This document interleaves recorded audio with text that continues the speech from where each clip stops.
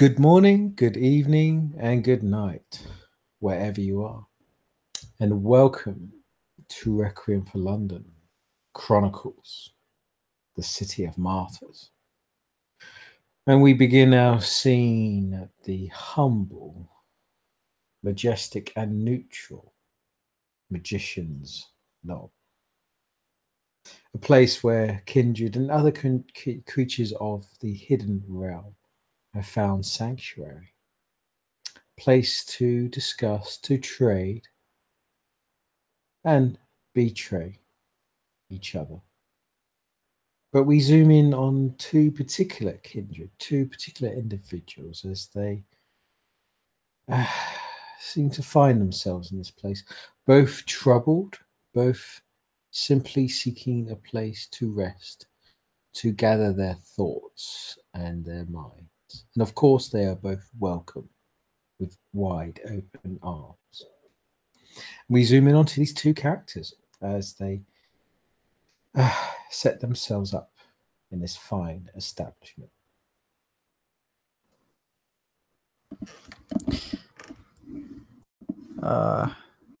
Jonathan, for his part, knows that this is probably the safest place in this city right now, at least for get-togethers and meetups, and even more mundane affairs. Before he does enter, he will leave his two familiars outside. One he'll just have sit very loyally outside the door, being a very friendly, welcoming doorman or door dog to those who would enter. Not to harass them, but literally just looks very happy, a very happy doggo. And for his rat, however, Squeaky, he has take shelter maybe out of sight, maybe in a gutter near the door to the pub, just away, hiding, eavesdropping, spying, not anything that aggressive, not on anyone in particular. Just wants him to remain out of sight for the moment in a place, and he'll designate that location, probably just a gutter or a drain pipe. And we'll just have him hide there. Because although rats are secretly adorable creatures, it's generally a bit unpleasant to see them just running about the place. And he needs him for something, after all is said and done. And he'll enter and just take a seat, maybe take a small glass of blood, pay for it. Very pleasant.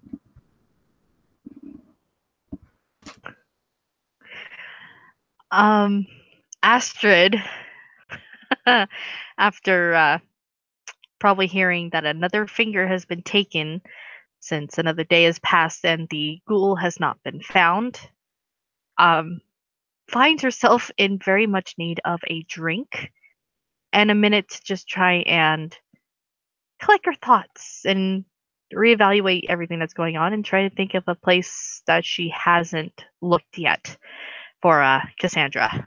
And so what better place than the Magician's Knob? She'll make her way down rather quickly, just get there, not wanting to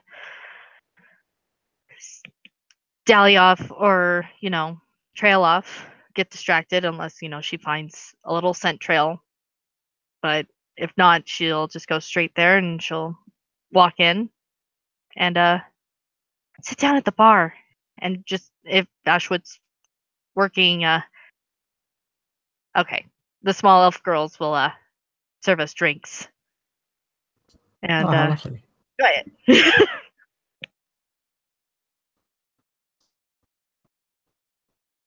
One more reason for Jonathan to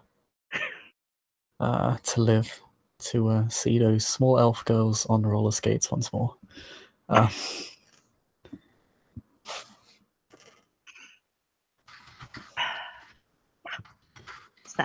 He'd probably sense your predatory aura, I'm expecting, because we're in close proximity. Yeah, and it's probably like smelling a little bit on edge. Just like, okay. I don't know if I would be saying like it would be raging or anything, but it's just like it's a little bit stronger tonight. So. Oh my god. Sorry, but it just but yeah, it'll be coming from a woman. Let me see if I can pull it up here really quick. Well, of course that doesn't show all that much, but short hair, got one side shaved, and there seems to be like a tribal tattoo on the spot. In just a tank top and jeans and then a leather jacket. And just sitting there having a glass. Having a glass.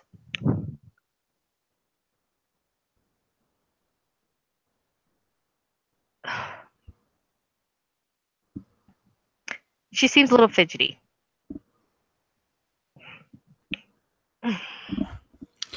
For some reason, most of the kindred that Jonathan has met in this city are... Must be a very strange coincidence. He'll just casually walk on over with his glass of blood and sip it. Yo. Hi.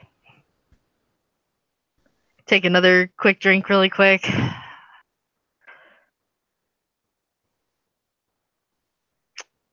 Astrid. Just kind of like look at him really quick, sense the predatory aura, and just be like, okay, time to socialize. Hi. I'll shake your hand.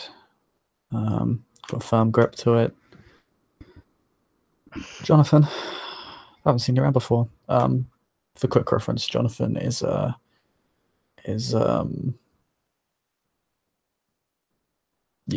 fairly tall dude, fairly clean shave, wears a greyish white hoodie, blue jeans, buckle belt. Doesn't stick out too much. Looks fairly in fairly good shape. Like, you know, he does a lot of exercise. So does she. She looks very in shape. She looks like she, you know, maybe does workouts like as soon as she wakes up. He looks more rugged than, or stocky than he is, not stocky, but yeah, a little bit rugged. Than he is well-toned. Like he's had a few scraps in his lifetime. No scars, bruises or anything. But kind of has that sort of survivor's complexion, you know? Like he camped in the forest for a year. Got it. ST, dear ST, if you are still conscious over there, just a reminder, did Sasha give the name of the gangrel he spoke to?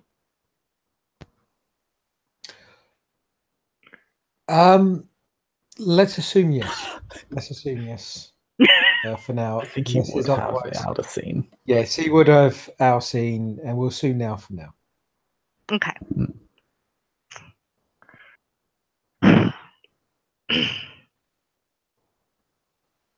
And she's kind of looking at him, just like matching the name, looking him up and down, trying to like match a face to what Sasha had described, since she had told her little brother that, you know, before we make any sort of friends or acquaintances, Big Sister has to interview as well. And I don't know if I need to make a roll or not to try and confirm it or not. Would that be a roll? If Sasha gave a description, Jonathan presumably would match it unless he was intentionally misleading you. Okay. He didn't hide his face or anything.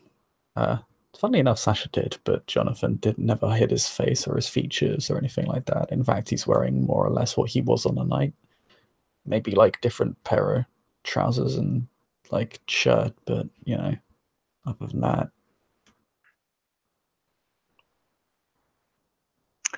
Probably take one more look at you, and you'll notice like maybe the eyes are squinting. Like, hold on a second. Must scan. Must scan. Must scan. I do in fact exist, yes. You wouldn't happen to have met another one of us named Sasha, right?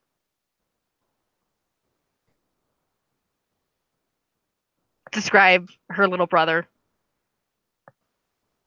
Oh yeah, and had his little hoodie pulled over like that, and you like literally pull over his hoodie, and like he's like his face is all like half masked, and he looks like some criminal ready to like bash someone's head in.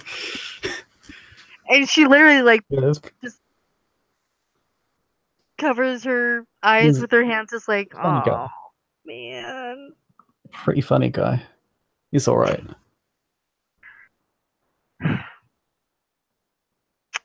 That's my little brother for you.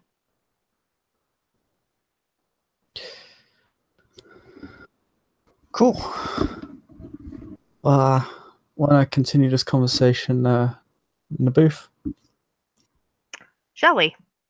She'll stand right up, grab her drink, and waltz on over, just like, all right, now that I found him, time to get down to business.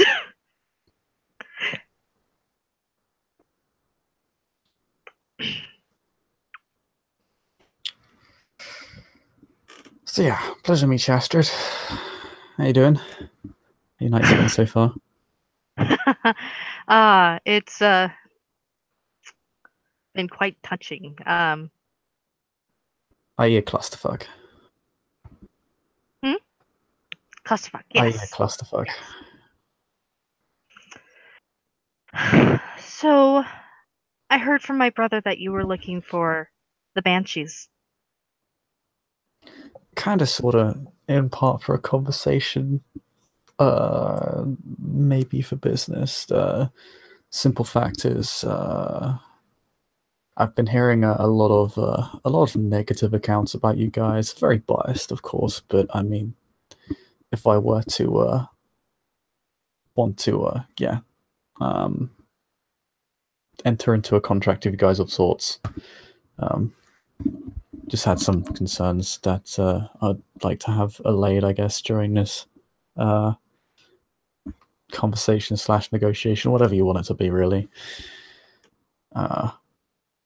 Would these biased, negative comments be coming from the dear sheriff? Yeah. And you'll notice she does the Actually, quote. Oh yeah, no, he registers that. Like Jonathan did exactly the same thing when he heard his name.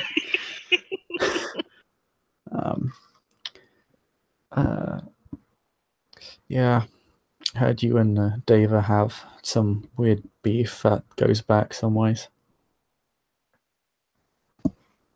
I don't personally have the beef. Of course, it's natural with our two clans. It's mostly our elders above us who have the feud. And of course, we just play along. My biggest issue is the an Enlightened. individual who is self-aware. My biggest issue is the Enlightened.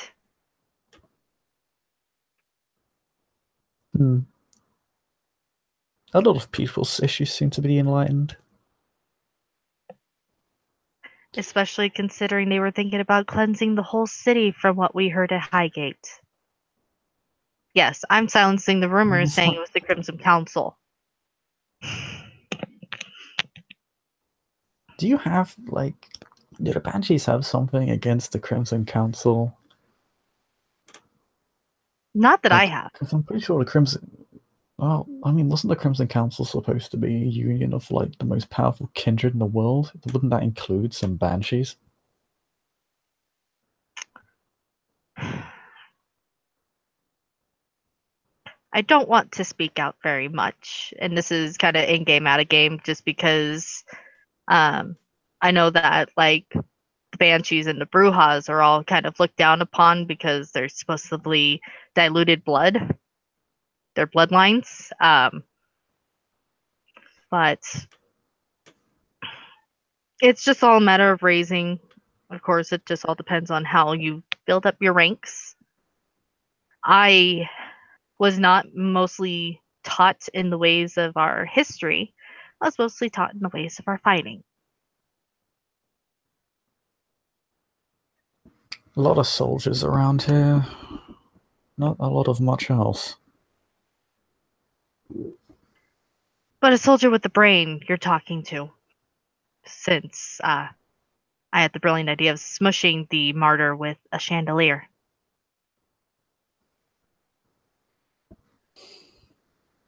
Yeah, silencing that rumor too of, oh, it's the sheriff who killed the martyr. Oh. Alright.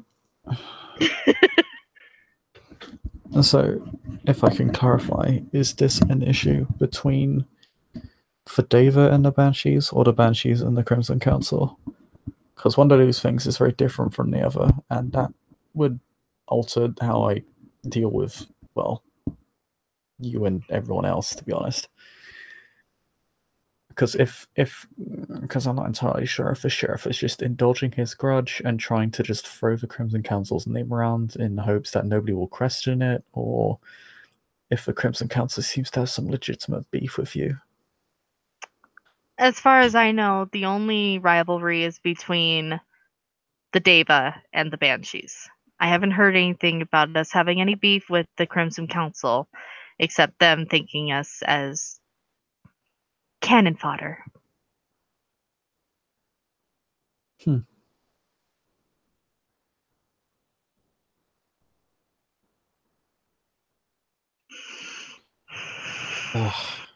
He literally does pause, look to the side, think for a moment, and then gives a sigh of disgust, as if he realized something. Well, that certainly makes my life a lot easier. Why? What have you been hearing? Well, I mean, kill you on sight. She chuckles really quickly, just oh, sorry, I've been needing that for a minute. Oh, don't get me wrong, I wasn't going to anyway. I don't really care for the commands of others. I follow orders that make sense, and only if they benefit myself in some way. I'm not just going to run out and get myself killed for some 500-year-old asshole in an ivory tower somewhere in the distance. That's a waste of my time.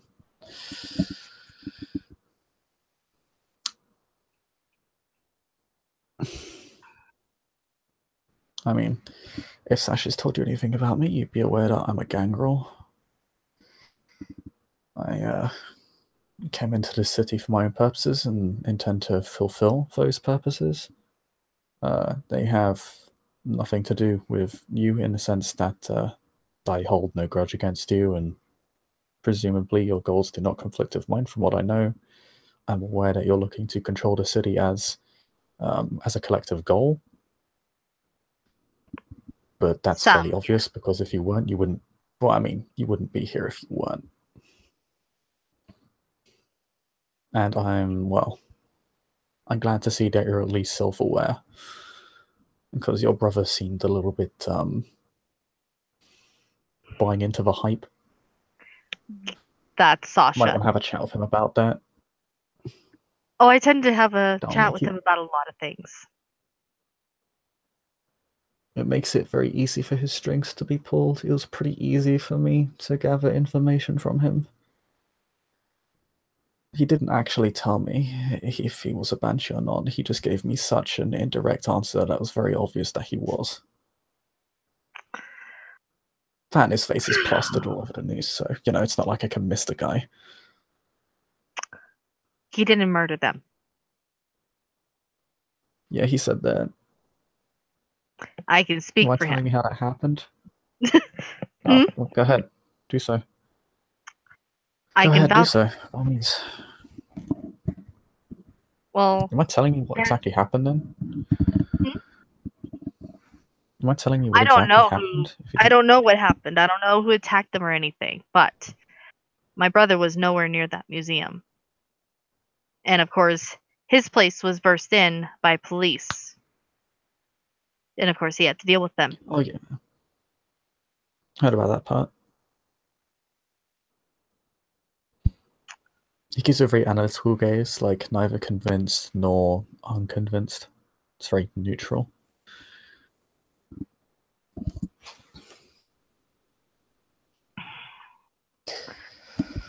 I myself didn't really come here with any collective, so you don't have to consider me some sort of great risk. I'm not here to get in your business.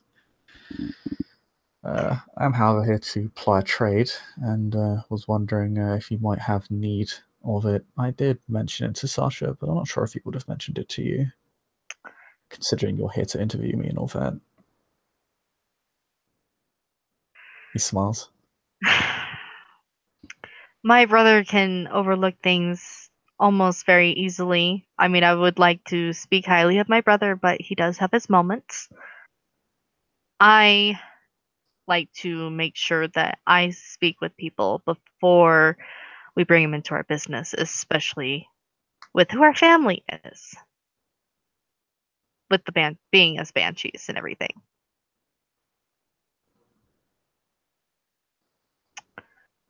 I mean, if So you're to what is consider me anything, don't consider me a family member, just consider me a potential colleague.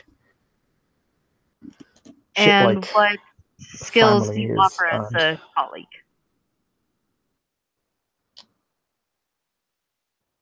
Well, like you're an adept fighter, but it's not really what I like to focus on. What I am very good at is locating things, people, She gets a tracking smile. Just immediately gets this smile, just like, oh, we might have something to trade. espionage. I wouldn't consider it a specialty, and it is a rather crude term for what I do. I wouldn't say I spy on people that much. He kind of, like, his head basically wobbles. I only really do that if I feel like I've been threatened in some way, or if there's some immediate gain in doing so. And even then, a lot of the time it's not worth the risk. Right? You know, you meet someone, you go spying on them. That's not really a wise idea, because then they'll fucking hate you if you get caught. True. I might have use of your skills. Cool. What is it? Cassandra? Have you heard of her face on the news along with my brother? Yeah. You want her found? Oh, I need her found. It's not the fact that I want her found. It's the fact that I need her found. Or one of our best schools is going to continue having his fingers ripped off until he has nothing left, and then he'll probably continue on with other limbs. Okay. Who's cutting off his fingers? Not cutting off, ripping off. And it's my sire. Okay. Because we were originally the ones who had retrieved Cassandra from the Enlightened. I had kept her to make sure that, she was well enough. And I wanted to get information about why we risked our hide in addition to save hers. And she escaped. How'd she escape? She kind of pauses, smiles. I don't want her pulling the same shit on me if I find her. She can play mind games. Out of game. Shut up, David. This is his gesture to you, just circling with his hand, like his in go on. Like, keep going. She's able to pull back memories. Yeah. She sent me back to my time of embracement. I did not want to relive that night. And when I woke up, I was the one chained to a radiator, my guard was knocked out, and she was gone.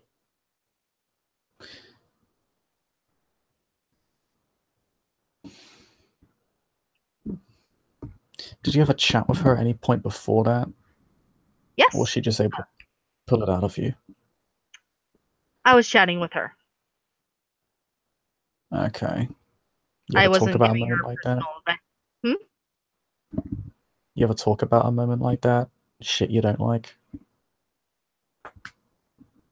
No, I didn't bring up anything. I was mostly getting questions out of her, getting answers out of her. Okay. She started freaking out. And- I went to restrain her. She grabbed me, and I was sent back. Okay. So it's Is based this on person contact. immortal? For the record, is this person a mortal or a kindred or something else? A ghoul. A ghoul. All right. I couldn't get her side.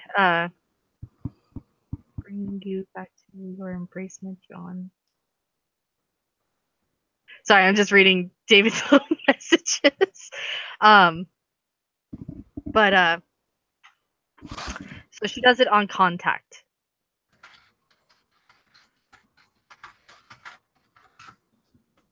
On contact, she has to touch you. Yeah. Oh, that makes this very easy.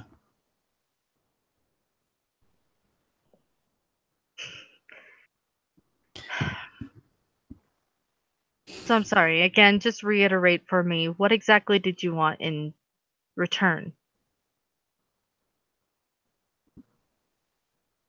Insurance that we don't kill you?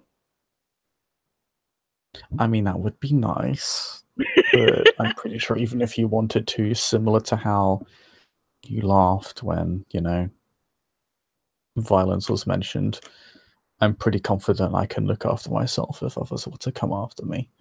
I mean, it's kind of a gangrel thing. We're pretty hard to kill, and we're very difficult to corner in general.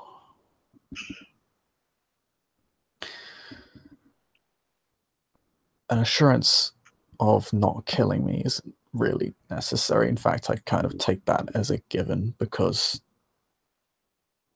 considering that one side already has desire of my services, it wouldn't be in your interest to offer the bare minimum here because it would just drive me away from you.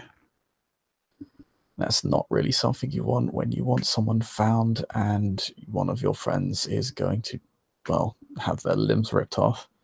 Speaking of which, how did you learn of this person's fingers being ripped off? Because 2 of them were ripped in front of us, and then the 3rd this morning. Okay. So you literally saw it? We have to witness it. Okay. Why don't you just take him back? Because it's not our ghoul, it's our sire's ghoul. Okay. Why don't you just take him back?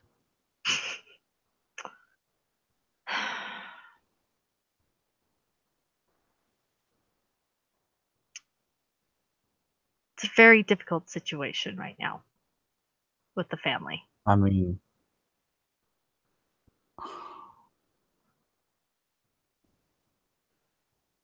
when it comes to shit like this, I've always found it odd.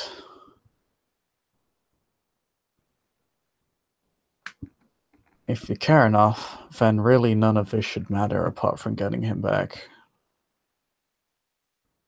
I mean, he's free to Fuck the go about governments, everything fuck he the wants. council, fuck the clans, fuck your sire, just take back what is yours. Right? If it matters enough to you. And now the game, this is just feeding into her whole thing of, just reliving it and seeing her embracement in clarity and seeing her sire as he truly was and why he truly chose her for cannon fodder and, all the things that he said. And just hearing this is just like, oh man, if I wasn't so torn right now. But just keep my head in the conversation.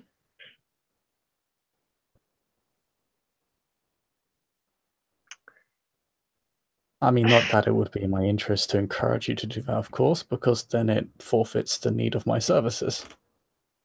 Very true. Still, I find that people often overlook alternatives that are quite plain. That is just the nature of our kind, to overlook the obvious and just look towards what we can't see rather than what we can. But I'm not a cat. It's not my shit to deal with, I guess. I just persist.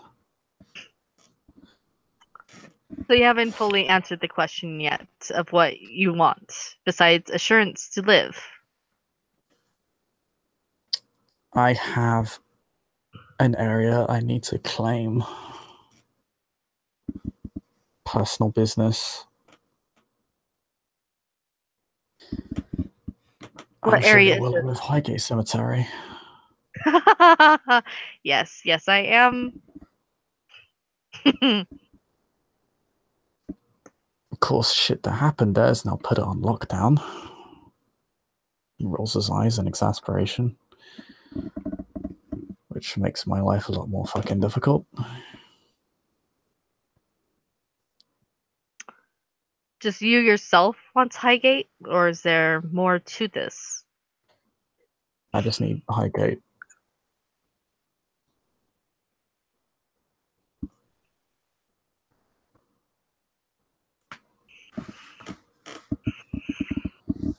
Of course, now all she's thinking is just like, fuck, I really don't want to go back to that place because the freaking gravedigger probably still wants her soul.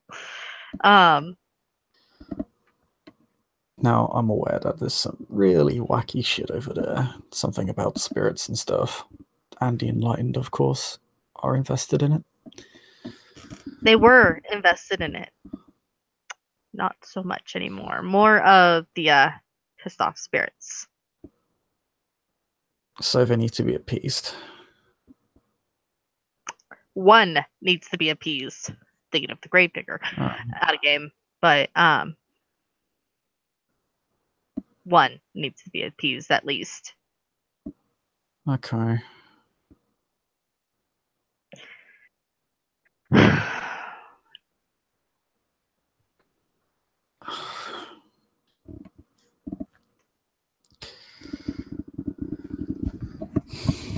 So I just need to look after it.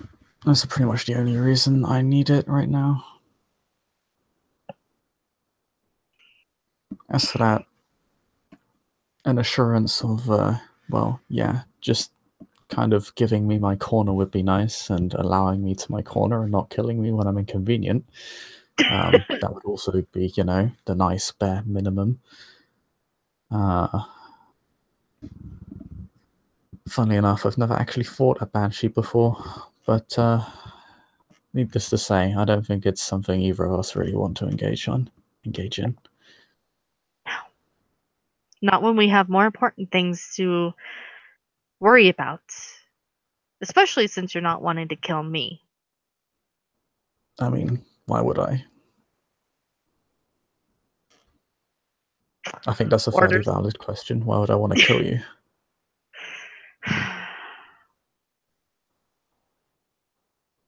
What gave you that impression? We are reckless. I figured. And after Highgate, we are very on edge.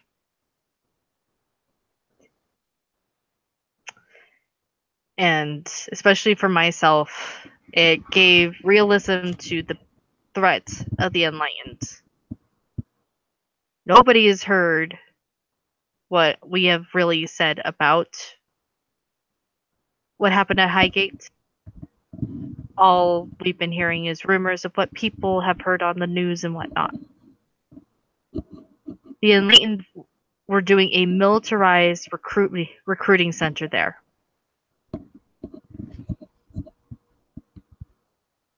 I seriously need to have a chat with the Enlightened one day. They don't plan on having a chat with us. I mean, have you asked? No, I didn't have time to when I dropped the chandelier on him. Well, I mean, maybe they don't want to talk to you because you dropped a chandelier on them. I mean, that's pretty rude. That was before the chandelier. They heard we were Oh, for in the fuck's city, sake. and they planned on purging us. But the thing is that they didn't just say purging kindred, purging the impure. And she looks around the magician's knob, I fear might be everybody else. So It was mentioned to me. It was mentioned to me that other supernaturals have been having issues with the enlightened. I'll see if I can isolate one sometime, so I can drag out of them. I'd rather not commit to needless violence, but if they just insist on having a full-blown war, then I'm not really going to have a choice, I guess. He seems very, like the way he talks about violence and, like, it being needless isn't necessarily pacifistic, it's more, like, pragmatic, almost like it's kind of... He sees it as a chore, like, he doesn't feel passionate about it at all. Like, it's... Like, you know, it's kind of like, oh, do I really have to go to school, mom? Sort of thing. Like, you know, he just has no interest in it. Like, it's just something that really, he clearly just is horribly unappealing to him. It's almost lazy in a way. And to be honest with you, Jonathan, it has me scared of what's going on with the city, especially with what we heard in that church, especially with all the other kindred, all the other supernaturals. I believe, like, I could be everybody's best fucking friend until you cross me, and then it's done. But at this point, there's a truce between all the other supernaturals, and especially between the magician's knob and the enlightened. And hearing that they plan on purging the impure, which That's interesting. They have a truce with this place? yes. Well, that changes the nature of a conversation. But The I'm going neutrality. off on a tangent. Neutrality. They don't mess with the enlightened don't mess with them. But that's the that's best way how you trap fish in a barrel. And then you grab the shotgun. Well, I mean, considering like a couple of kindred just managed to start fucking up their shit without too much trouble, I'm not sure. I think you might be overestimating them a bit, but who might I judge? But yeah, so that's pretty much it. Just help me claim Highgate, and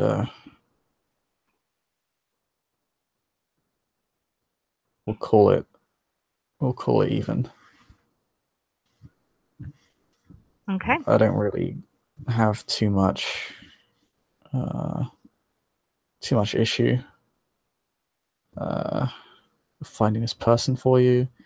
I can't necessarily say I'll bring them back to you, because clearly if I touch them, then she could pull her shenanigans, and that's going to make things pretty tricky. I don't know if you want her back dead or alive. I mean, I'll do my best to ensure she comes back alive. I don't intend to engage her in combat. I mean, if she does, I'll win, but...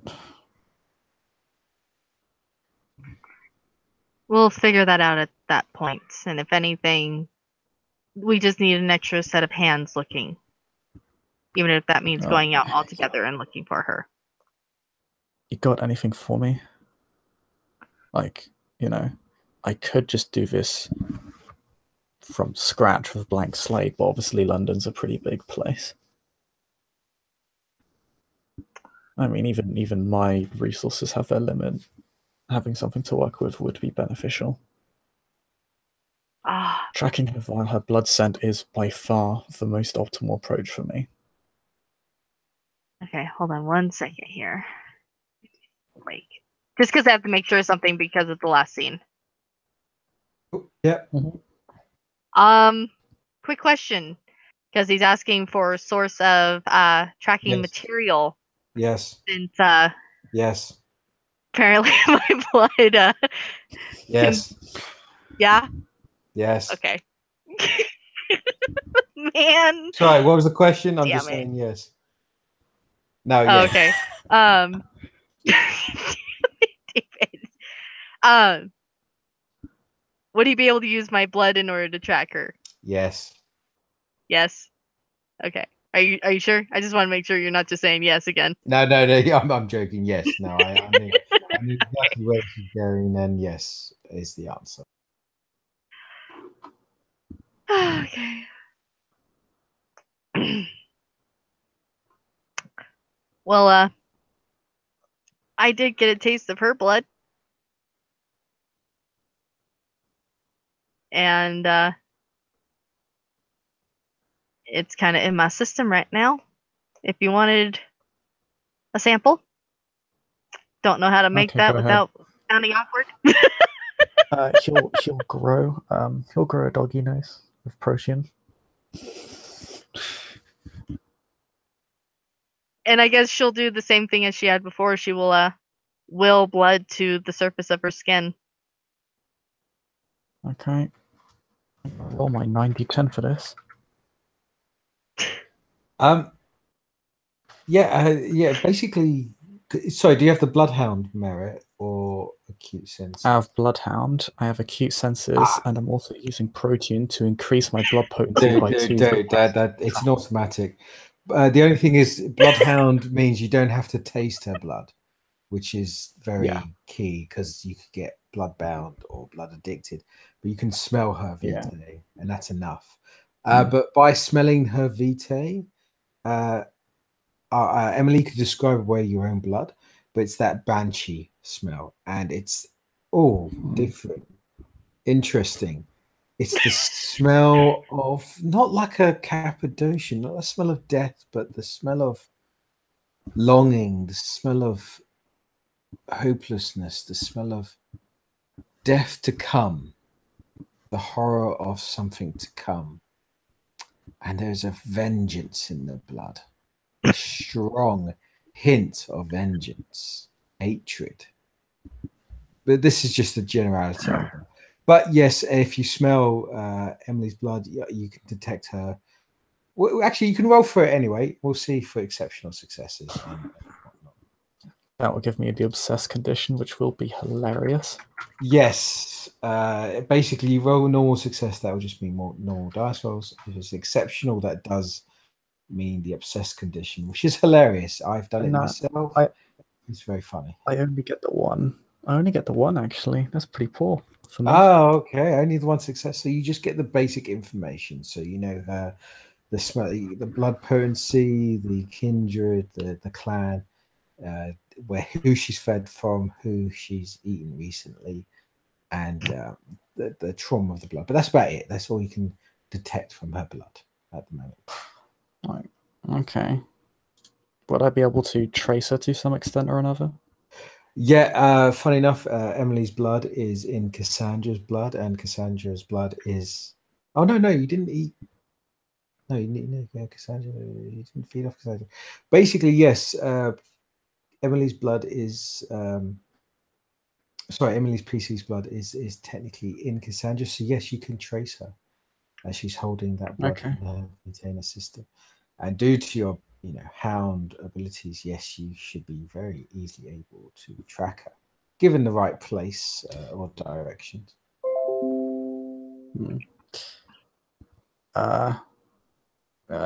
Jonathan's dog nose will retract and kind of form back, thin out, or form a more a shorter but straighter bridge. And we'll return to normal, and we'll say, we'll kind of nod. I think I can find her with that. Like, she's not proud of herself with the whole situation. She was like, man, I should have just fucking eaten her. Be done with it. But it is what it is.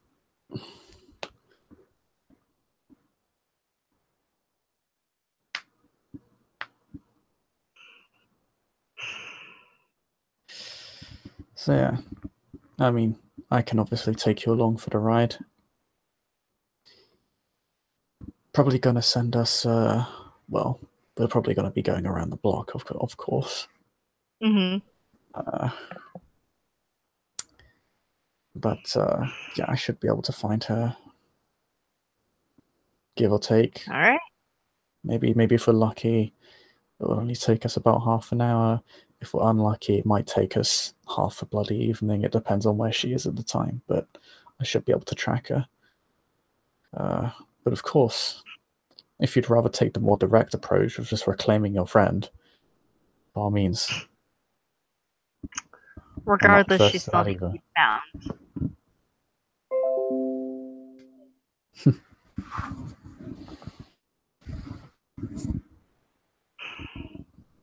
I'm sorry, I didn't know if you The heard stone me. will guide the wheel.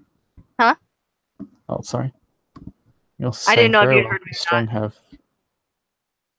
Oh, hey, just repeat it because I did miss part of it. I think I caught the gist of the statement, but yeah. Oh, okay. Well, then I won't worry about it. What were you saying? Sorry. And he's like, well, very well. Do what you will. The strong have generally guided the weak in times of stress. He smirks at you. She'll hand him a card with her number on it. When you're ready.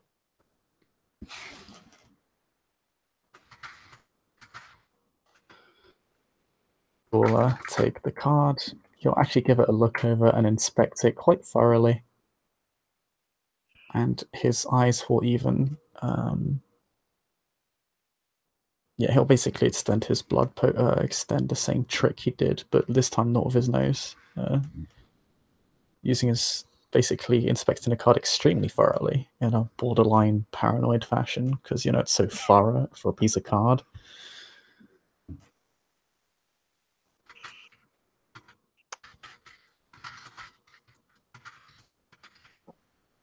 If there's nothing else, then I would rude. I would she would stand up and be like, again, give me a call when you're ready.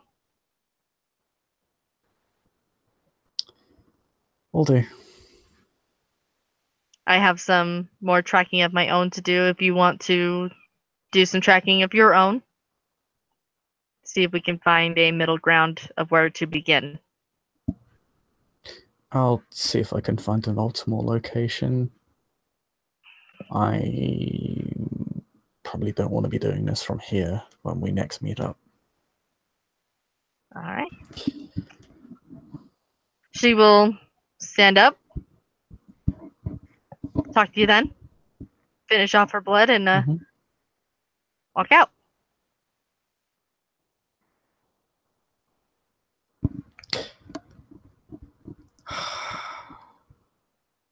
Is Jonathan going to be that guy? I think he will be. So Jonathan waits until she walks out. Then he sends a telepathic message because it's to his familiar. You know, well, for the record, you notice a dog. Dick. Alright. Yes. Okay. Yeah, I know you do. I think you know what I want to do. Yeah. So, the first telepathic message I send is to Ranger, the lovely doggo. Basically, for when there is a lady that's about to exit, and you're to be very nice and welcoming to her.